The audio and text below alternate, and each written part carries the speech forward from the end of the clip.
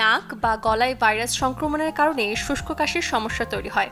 আবার নাক এবং গলার অ্যালার্জেটিক কাশির কারণেই হতে পারে শুষ্ক কাশি। শুকনো কাশিতে থুতু বা শ্লেষ্মা না থাকায় এই রোগ সারতে সময় লাগে দীর্ঘদিন, তাই এ রোগ সারাতে খেতে পারেন রসুন। একটি পাত্রে 2 বা 3 টুকরো রসুন নিয়ে পানি দিয়ে ভালোভাবে ফুটিয়ে নিন।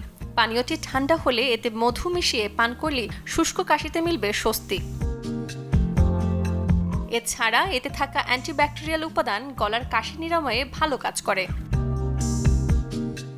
মধু, আদা ও তুলসীর মিশ্রণও বেশ কার্যকরী শুষ্ক কাশি নিরাময়।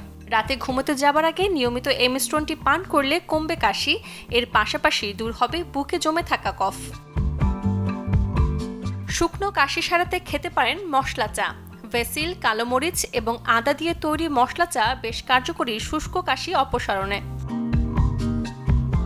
এছাড়া ভেসিল পাতার রসের সাথে আদা ও মধু মিশিয়ে পান করলে দূর হবে খুশখুশে কাশি। গরম পানির সাথে আদার রস পানে মিলবে হজমের সমস্যা থেকে মুক্তি, তেমনি মুছে ফেলবে শুষ্ক কাশি। শুকনো কাশি দ্রুত সারাতে প্রতিদিন 3 বার করে পান করতে পারেন এই পানীয়। শুকনো কাশি দূর করতে হালকা গরম পানিতে 1 চা চামচ হলুদ এবং 1 চা চামচ কালো মরিচ মিশিয়ে পান করতে পারেন। এইভাবে পান করতে না চাইলে দুধের সাথে হলুদ মিশিয়েও খেতে পারেন এই পানীয়। রোগ প্রতিরোধ ক্ষমতা বাড়ানোর পাশাপাশি কমাবে কাশির দাপট। শুকনো কাশি কমাতে সকালে ও রাতে করতে পারেন লবণ পানির গার্গল।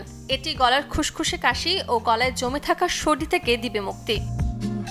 Desk report, channel 24।